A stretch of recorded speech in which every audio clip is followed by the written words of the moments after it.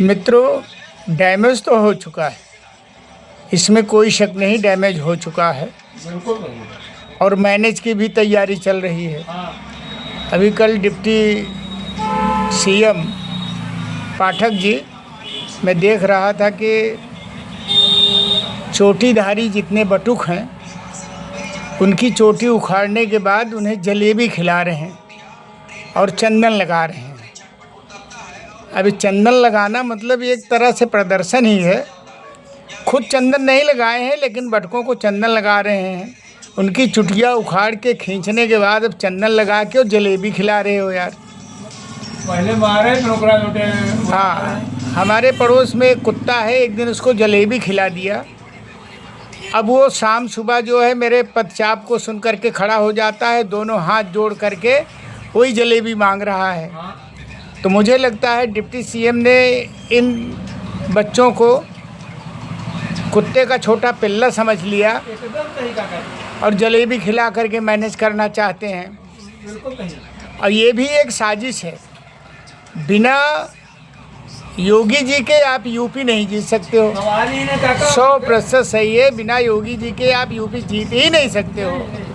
और मोदी के बिना ये भी सच है कि आप लोकसभा भी नहीं जीत सकते हो। ये सच्चाई है काका। लेकिन मैं भाई मोदी के खिलाफ तो हूँ।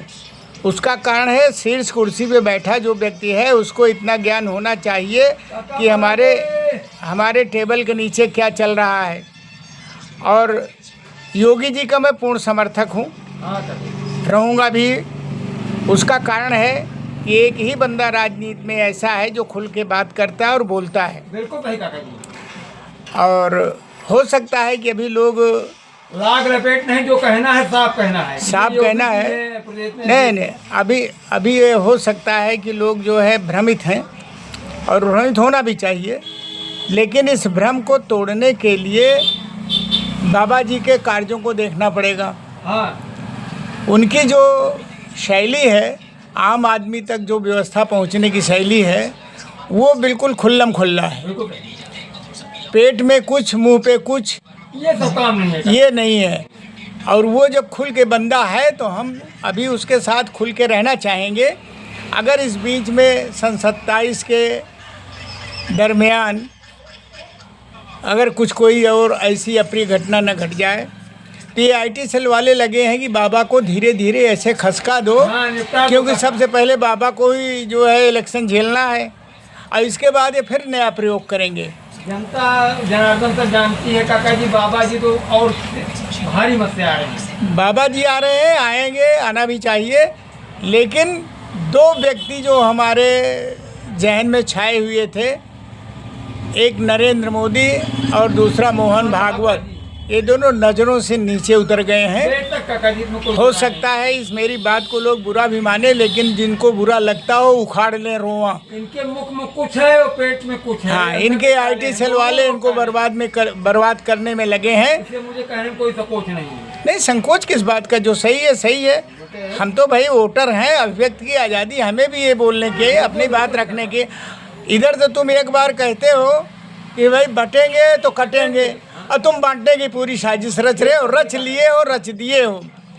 अगर हिम्मत होती तो जो आपने UGC कानून पास किया, कोर्ट में बात गई, स्थगन आया, तो उस पर भी आप 2 शब्द बोल देते कि भाई ठीक है, भूल हो गई, इसमें सुधार किया जाएगा।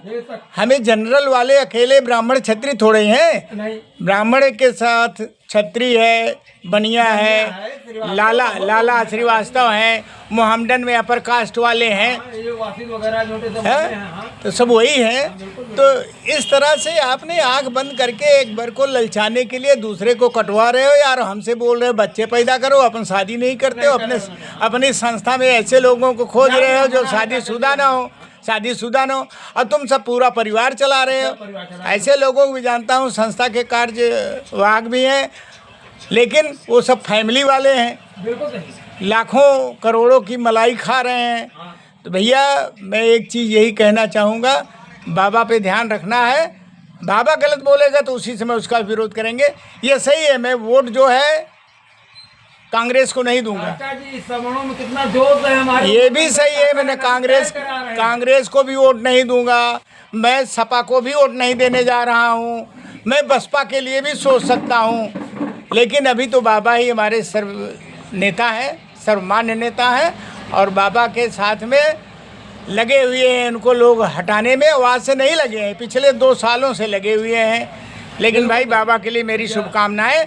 लेकिन मोदी जी सोच लो, अब आपको खुल करके आना पड़ेगा और बताना पड़ेगा।